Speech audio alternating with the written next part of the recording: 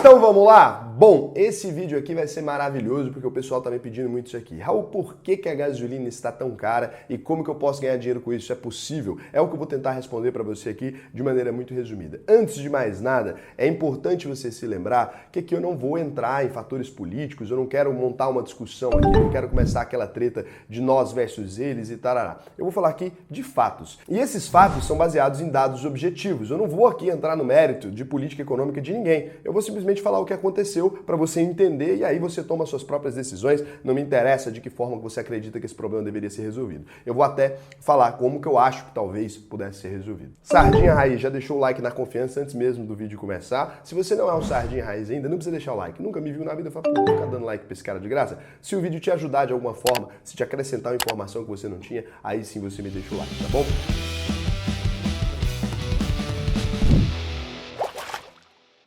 O que acontece? O petróleo lá não está subindo desde 2022, Raul. Não é janeiro. Você não sei se você se lembra, porque às vezes a memória do ser humano é muito curta. Mas em 2021, a gasolina e o diesel subiram mais de 50% em reais, tá? Então a gente teve uma valorização ali da gasolina e do diesel que ficou bem cara. Se a gente observa nessa mesma época, então, em 2021 ali, o petróleo do tipo Brent, ele tinha subido 70% em dólares, o barril de petróleo. Então, nossa alta na gasolina foi até menor do que a alta que existiu no petróleo ali. E agora, né, em 2022, a gente ainda está em março e o petróleo já subiu mais 40%. Pega esse gráfico aqui e observa. Aqui você consegue ver, o petróleo é a matéria-prima para se produzir gasolina e diesel, não tem outra. Então você olha ali e vê, ó, desde 2017 a gente tem aquela alta gigantesca, lá em 2020 estava barato, cheguei a falar para vocês, estava caindo ali e tal. Em 2020 estava bem barato mesmo, chegou a cair bastante o barril de petróleo. Agora a gente está com esses insumos lá no alto. Aí você vai falar, Raul, beleza. Então assim, entendi, subiu o barril de petróleo, automaticamente sobe ali a gasolina na bomba, porque é óbvio, é a matéria-prima daquilo. Por que então isso é uma discussão do que poderia ser feito, do que deveria mexer ali? É porque a conversa só começa aqui, a conversa é muito mais profunda do que essa. O Brasil nem sempre calculou o preço da gasolina do jeito que ele é agora. A gente já teve tabelamento, a gente já fez, cara, diversas gambiarras e a Petrobras em si, ela foi fundada já para controlar o preço do petróleo. Já existiu diversos jeitos de tentar tabelar isso aqui, já teve gasolina, realmente você ia lá e abastecia sempre pelo mesmo preço, e aí você pode achar isso bom, mas aí tem outras consequências. Então, vai virando uma loucura. E aí, diversos dos presidenciáveis, porque é importante você entender por que eu vou te explicar isso aqui, eu não vou entrar no mérito se a ideia deles é genial ou se é ruim, eles deram algumas sugestões ali. E aí, o Ciro Gomes, a explicação dele para esse problema foi porque no mandato do Temer foi feito o PPI, já expliquei o que é isso, o Preço de Paridade Internacional. E aí ele disse que se a gente desmanchasse esse PPI, parasse de colocar a Petrobras ali com o preço de paridade internacional e simplesmente calculasse o preço tudo em real e acrescentasse uma margenzinha de lucro razoável, e a gente teria a solução desse problema. Já o Lula, ele disse que não tem nada que fazer nada, a Petrobras não é feita nem para dar lucro, não tem que dar lucro de maneira nenhuma, que se ele fosse eleito, então acredito que praticamente ele resolveria o problema na canetada, trava o preço e acabou. Então a gente vê que tem uma conjunção dessas críticas. A gente vê que todas essas críticas elas vão para o mesmo rumo. Praticamente, até o Bolsonaro agora essa semana falou a mesma coisa, que o problema é o tal do PPI, o preço de paridade internacional. Antes ele não falava, agora está falando. É mais porque vai chegando a eleição e aumento de combustível é muito grave, né? E para qualquer político, porque se sobe a gasolina no seu mandato, as pessoas não vão entender o que está acontecendo ali, seja no Lula, seja na Dilma, seja quem for, as pessoas querem ali aquilo barato. Eu não sei se vocês se lembram, mas quando teve a alta na gasolina, nos mandatos da Dilma, chegaram a colocar aqueles adesivos no carro, né? Colocando negócio nas nádegas dela ali, na boca. Foi uma coisa bem zoada. E estão fazendo a mesma coisa agora com o Bolsonaro. Então, a gente sabe que pega muito mal politicamente o preço da gasolina. E aí, assim, o que é esse preço de paridade de importação, né? De paridade internacional, de importação, aí é PPI, preço da paridade de importação. A gente tem uma sensação que foi vendida pra gente em diversas propagandas, né, da Petrobras, que a gente é autossuficiente em petróleo. Então o Brasil é um país autossuficiente em petróleo. Raul, isso é mentira? Não, isso é verdade. Mas quando fala que a gente é autossuficiente em petróleo, o que você pensa? Você pensa que a gente é autossuficiente em gasolina e em diesel. E não é verdade. O Brasil não produz a quantidade de gasolina que a gente utiliza. O Brasil produz hoje 2,9 milhões de barris de petróleo por dia. É muita coisa. Seria suficiente se refinado para a gente ter gasolina, diesel aí a preços muito melhores. Seria suficiente, cara, para várias empresas explorarem isso. Só que o que acontece? Uma coisa é extrair petróleo, outra coisa é transformar petróleo em gasolina e diesel. São coisas completamente diferentes. O Brasil, quando ele não tinha, então, a produção autônoma de petróleo, ele importava, ele era um grande importador de petróleo. E aí a gente importava petróleo cru para refinar aqui. Então as refinarias brasileiras, elas se especializaram em refinar um tipo de petróleo que é um petróleo mais fino, é o petróleo saudita. Ele é um petróleo muito mais fininho, ele vira gasolina com mais facilidade, ele vira diesel com mais facilidade. Estou explicando de forma leiga porque também não sou grande entendedor do assunto. E aí, cara, o que acontece? Quando a gente começou a produzir o nosso próprio petróleo, o Brasil focou muito na produção de petróleo. Primeiro o petróleo, depois, quem sabe, vamos investir nas refinarias. E o que acontece é que as nossas refinarias hoje, elas não têm a capacidade de produzir a quantidade de gasolina e diesel que a gente precisa com o petróleo que é feito no Brasil. Por quê? Porque ele é mais denso e ele dá mais trabalho. Então a gente ainda não tem um maquinário, as coisas, essas estruturas montadas para começar a produção de gasolina e diesel usando o nosso petróleo em larga escala do tamanho que o Brasil precisa. Se não tem aqui, Raul, o que a gente faz, né? Como é que tem gasolina na bomba então se a gente não está produzindo a quantidade que a gente precisa? É aqui que mora o diabo da questão, né? Ele mora no detalhe. O Brasil, na verdade, ainda importa bastante gasolina e diesel. Então a Petrobras ela acaba sendo importadora e não só uma refinadora, produtora e tarará. Ela compra gasolina e diesel e vende no Brasil. E a Petrobras não compra, então, dentro do Brasil. A produção não é feita aqui. Ela compra lá fora. Então, além de tudo, ela pega os reais dela, converte para dólares no câmbio, compra a gasolina e vende aqui no Brasil, junto com a dela. Isso faz, é claro que ela não compra toda, ela comprou a parte. E sendo assim, como é que ela poderia cobrar o preço da gasolina somente em reais? Ela ia tomar prejuízo, porque se ela está comprando em dólar, como é que ela pode vender em reais? Você entendeu a equação que é um pouco complicada e que não é simples resolver na canetada? E aí por isso a Petrobras, ela pratica o que a gente chama de PPI, preço de paridade ali de importação. O que ela faz? Ela vê o custo, quanto que estaria custando para produzir aquela gasolina e tudo mais aqui no Brasil e cobra o mesmo preço na gasolina. Em toda a gasolina dela, ela acaba cobrando o mesmo preço do de importação. Por quê? Porque uma parte ela importa. Só que aí a gasolina e o diesel no exterior subiram mais de 80% lá em 2021. Ao mesmo tempo que isso aconteceu, não sei se vocês perceberam, mas o real se desvalorizou em relação ao dólar. Então a gente teve duas pressões muito grandes para que a Petrobras pagasse muito caro na gasolina lá fora. Ela começou a pagar cada vez mais caro. E aí, em 2022, a gente até começou a ter um real que não estava mais se desvalorizando, mas o preço do petróleo subiu demais e o preço da gasolina também. Aqui você consegue perceber, né, o preço do litro da gasolina no mercado de commodities. Isso aqui foi muito interessante, essas informações que eu peguei para vocês, eu peguei na Mises. É muito legal, uma revista muito bacana aqui. Esses gráficos, os caras já tinham gerado tudo aqui. Ficou muito claro nesses gráficos deles. Ficou muito bom aqui, porque eles pegaram no período certinho, né? Ficou maravilhoso. Então, obrigado aí, pessoal da Mises. Então, você consegue ver a evolução do litro da gasolina em reais, né, no mercado de commodities. Está extremamente alto, subiu demais, porque o real desvalorizou e, além disso, a gasolina subiu. E então, se a Petrobras, que não é autossuficiente, ela paga esse preço para importar a gasolina, ela não poderia vender no Brasil abaixo desse preço, porque não faria nenhum sentido. E aí é o problema. Se você pegar aí, né, no dia 11 de março de 2022, a gasolina estaria custando em reais aí R$ 4,38 em reais. Já a Petrobras estava vendendo o litro aqui dentro do Brasil a R$ 3,86. Então ela está comprando a R$ 4,38 e vendendo a R$ 3,86. Agora olha que loucura. Eu sou obrigado a importar um produto lá fora porque eu não tenho aqui no Brasil, né? Então ela tem que importar a gasolina, porque ela não pode ficar só com o que ela produz, porque senão o Brasil não anda. E é uma empresa estatal, ela é um monopólio, ela é a única que tem essa habilidade para comprar esse produto lá fora. E aí ela vai vender a R$ 3,86. Como é que você pode fazer isso, né? É impossível. O que a Petrobras faz já é loucura. Porque imagina, eu, Raul, acabou meu estoque aqui. Imagina que eu tenho uma loja aqui, eu tenho 5 pares de sapato. Cada par de sapato está R$ 100. Vocês vêm aqui e compram todos os pares de sapato que eu tenho. O certo seria, vocês esperam eu produzir sapato de novo, mas eu falo, eu não quero deixar meus clientes na mão, eu vou comprar o sapato com fulano. Eu chego lá no fulano e falo, fulano, quanto você me vende mais 5 sapatos ali, porque tem mais 5 clientes, eu não quero perder os clientes. Aí o fulano me fala, 120. Aí eu vou lá e eu teria que comprar a 120 e aumentar para os clientes a 130, 121, 122. Não, eu vou lá e compro a 120 e vendo a 100. Tomei prejuízo de R$ 20.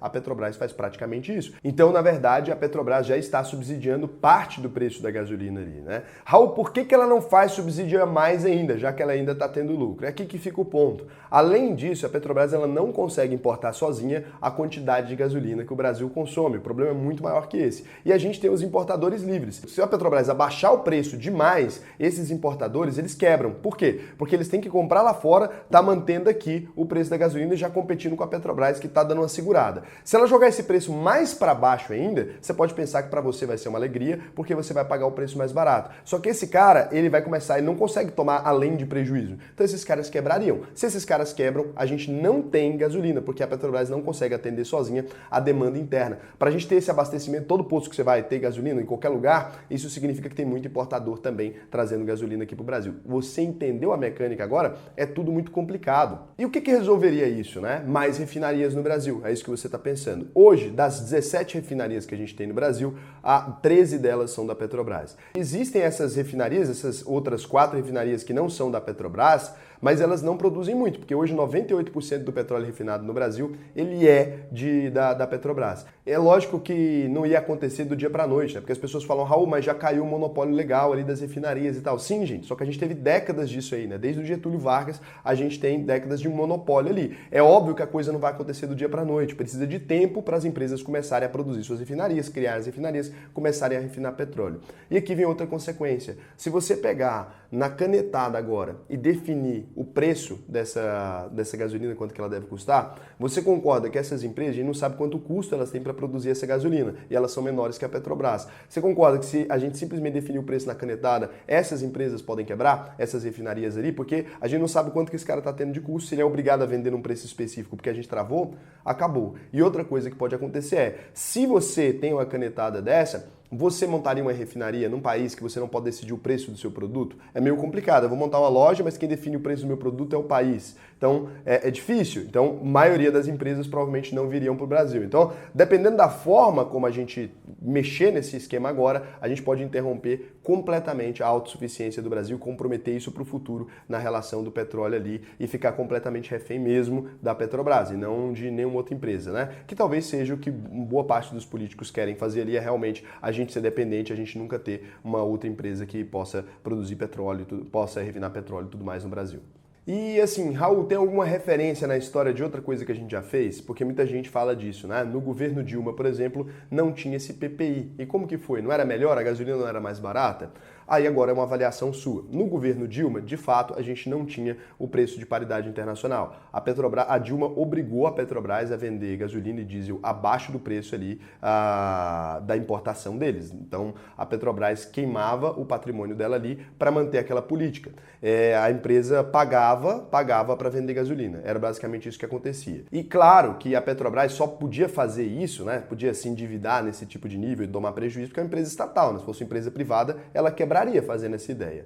E aí, durante esse período da Dilma, do governo, a Petrobras teve um prejuízo de 180 bilhões de reais. E assim, isso é um prejuízo muito grave, porque ao longo dos anos a gente vai ter que pagar aquela conta com imposto, porque é uma empresa que está ali gerando muito prejuízo, a gente vai ter que tirar dinheiro de algum lugar. Então, se você olhar, né, nessa época, depois tomou esse prejuízo, você pode achar, então foi legal, congelou o preço ali, ela deu prejuízo, a gente teria que aumentar o imposto, alguma coisa, mas resolveu o problema. Só que não. Até o Lula mesmo, que foi um cara que hoje em dia parece que mudou de ideia, na época ele falou publicamente, reconheceu o erro, falou que foi um erro congelar o preço da Petrobras ali. E além disso também, as pessoas estão falando que o Temer colocou o PPI, né, o preço de paridade lá da importação internacional. Mas no final do governo da Dilma, já ali no segundo mandato dela, no começo do segundo mandato, ela percebeu o nabo, estava virando um prejuízo muito grande na Petrobras. E chegou um ponto que o Brasil começou até a operar, colocar a gasolina mais cara que o preço de paridade internacional. Seria como se agora a gente estivesse vendendo acima ainda do preço de paridade internacional. Por quê? Porque precisava refazer o caixa ali.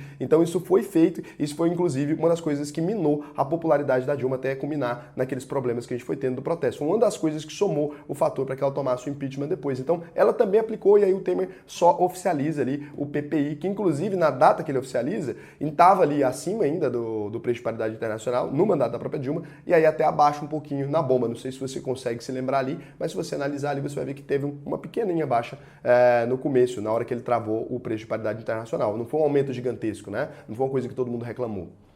E hoje, então, o que aconteceria provavelmente se a Petrobras tomasse a decisão de congelar os preços ou de sair da paridade internacional, né? Se ela aproveitar ali que ela é controladora da empresa, a primeira coisa é que os sócios da Petrobras ali, eles seriam bem lesados, né? Porque o pessoal comprou ações ali porque está comprando uma empresa. Mas vamos deixar de lado isso, então não me importo com esses sócios. Você pode pensar aí, você que não é investidor. O que aconteceria pode acontecer de acabar faltando gasolina no Brasil, pode realmente acontecer, porque como os outros importadores eles não vão conseguir competir com o preço, eles devem ter que encerrar as operações e a Petrobras hoje não consegue atender todo mundo. Então a gente poderia ver uma escassez, a gente poderia ver talvez, né, uma diminuição do preço no momento exato que começasse a acontecer, mas a gente poderia ver a Petrobras ali começar a negativar um prejuízo muito grande. No fim das contas, o prejuízo da Petrobras, ela não pode quebrar, porque é uma empresa estatal, a gente teria que pagar aquilo ali de alguma outra maneira, ou seja, mais imposto de algum jeito. Então qual que é a solução, né? Tem algumas soluções aí possíveis. A do Hélio Beltrão e do Leandro Roque, que escreveram esse artigo para Mises, ficou bem legal. Eles deram aqui 4 sugestões muito interessantes, né? Primeira medida, a Petrobras adotaria então uma regra em que o preço de venda da refinaria ali para as distribuidoras seria formado pela média móvel dos preços de contrato de gasolina no mercado internacional. A média móvel seria de 63 dias úteis, ou seja, um trimestre. O reajuste dos preços seria feito ali mensalmente. Então você só ia sentir aquele aumento a cada mês e com base no aumento dos últimos 60 dias e não em qualquer pico que der, porque o pico fica trocando valor na bomba todo dia, você fica doido. E em momentos de subida muito rápida, como agora teve, né, a gente veria um preço um pouco mais plano até ele começar a subir ali de acordo com a média móvel. Então lá para daqui 3 meses é que a gente sentiria esse reflexo e talvez já tivesse dado uma baixada ali. E quando o preço abaixasse também, demoraria o preço abaixar na bomba de uma vez, porque isso garantiria que tanto na alta quanto na baixa a gente tem transições mais suaves, a gente acaba tendo um preço médio de gasolina, o que é muito interessante para o consumidor ali, você acaba tendo um preço médio, nem pagando tão caro, nem pagando tão barato quando o petróleo estiver alto nem caro. Sacou? Faz mais sentido. Outra coisa que faria sentido seria voltar o PIS e COFINS para o preço que era antes, né? Porque é um imposto ali. A alíquota dele foi duplicada lá em julho de 2017. O petróleo estava barato, o governo aproveitou para dar aquele encalço no nosso preço, né? Por isso você fala, Raul, mas quando está em baixa eu não sinto, né? O preço do petróleo em baixa eu não sinto. É lógico, os caras inventam um jeito de manter o mesmo preço ali. Se você já está pagando, está acostumado, não vai se estranhar. Então, isso aqui acontece direto, duplicaram o imposto ali. Outra coisa muito preocupante que também ajudaria a resolver seria reduzir o ICMS estadual, que é o imposto ali que incide sobre a gasolina também nos estados. Cada estado tem uma alíquota diferente, isso modifica muito. E aí você pode ver uma associação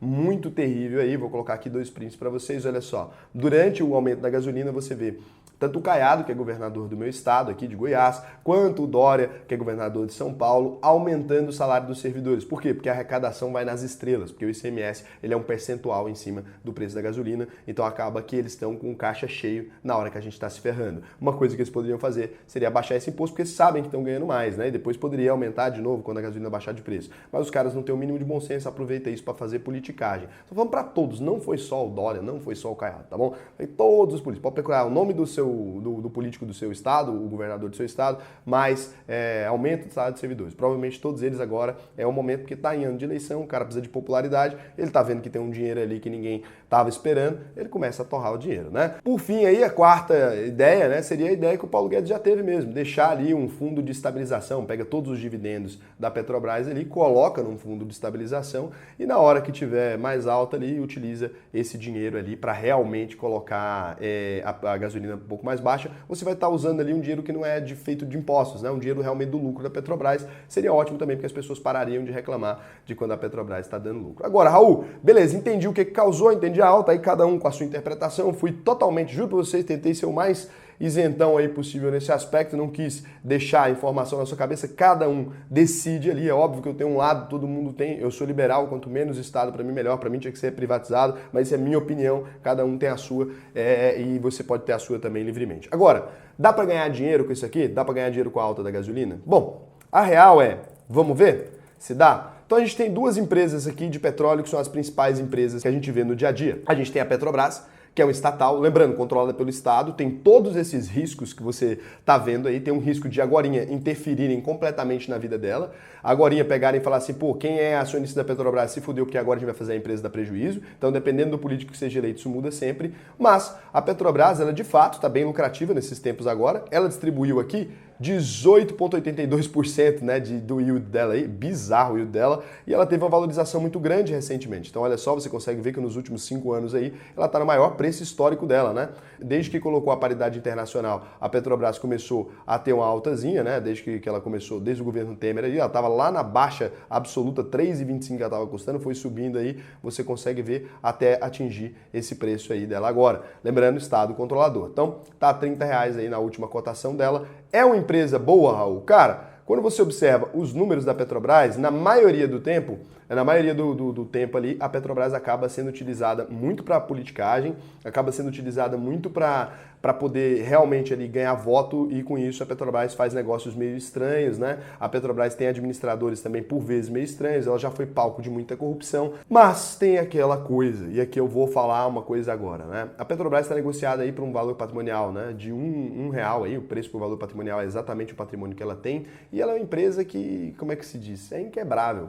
Como assim inquebrável, Raul? Como ela é uma empresa estatal, o governo tem que segurar ela do que acontecer. Então, na verdade, em alguns anos você não ganha nada, você compra a Petrobras ali, em alguns anos você não ganha nada, em alguns anos você ganha algum dinheiro, dependendo de quem está administrando, dependendo do quão ruim for a administração da empresa. Para algumas pessoas, ela é uma das empresas mais estáveis do país, né? Tem gente que gosta de estatal por isso, por essa segurança de saber que a empresa não vai quebrar. Você investe ali numa coisa que não tem como quebrar. Ela pode dar prejuízo, você não é solidário ao prejuízo e você é solidário só ao lucro, né? É um tipo de coisa que faz sentido para algumas pessoas. Eu não gosto, histórico de corrupção, complicado, eu não vejo muito potencial de uma empresa continuar existindo da maneira que ela existe, eu não gosto de empresa realmente controlada pelo Estado, mas tem gente que gosta, é uma das maneiras aí, o lucro dela, né, o crescimento de lucro dos últimos 5 anos, 209,62%, crescimento de receita, 9,80%. Mas, se você vai investir em empresas de commodity, o mais importante é você se lembrar daquela frase clássica, o ciclo das commodities nunca erra. Por quê, né? O ciclo da commodity nunca erra. Se o petróleo está em alta, a Petrobras está em alta. Se o petróleo está em baixa, a Petrobras está em baixa. Então,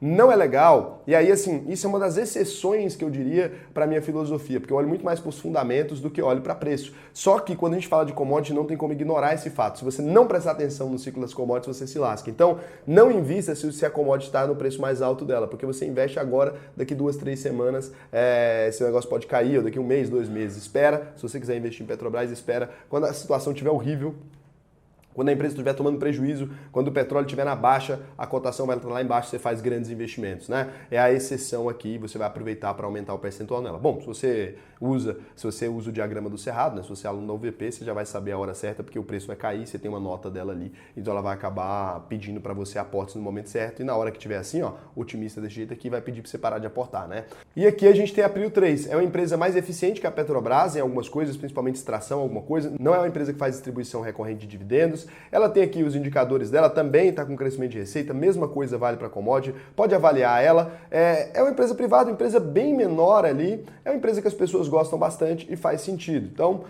você poderia sim se tornar sócio dela aí, dá uma olhada, dá uma estudada, aqui você pode ver o crescimento da receita líquida dela, pode ver o crescimento do lucro líquido, faz uma avaliação criteriosa. Eu não invisto no setor de petróleo, mostrei para vocês aqui a melhor forma de você se expor, se você quiser, mostrei as 2 empresas que a gente tem. Tem gente que negocia commodity também, mas aí já é loucura, trade. E o negócio é o seguinte, então, você pode investir se você quiser, não tem nenhum problema. Só lembra de considerar o ciclo da commodity e lembra também que pelo petróleo ter essa questão muito importante para o mundo, ser a principal matriz energética, ele sofre muita influência indireta. As empresas não controlam ali a vida delas. Por quê? Um maluco igual o Putin vai ali, mexe em alguma coisa, muda o preço do petróleo. Tem uma reunião do saudita, muda o preço do petróleo, muda a vida dela. Então essas empresas vivem ali de maneira muito complicada. Preste atenção no que você está fazendo, entenda o ciclo, que você pode se dar bem aí, tem como ganhar dinheiro com o petróleo? Tem, virando sócio das empresas de petróleo. E o recado final que fica, se você não foi aluno da UVP até hoje, se você não fez a única verdade possível, que é o meu treinamento ali de 8 semanas, são 8 cursos, cada um te ensina uma coisa, desde o mais básico, assim, até esses conceitos mais de macroeconomia, umas coisas muito interessantes,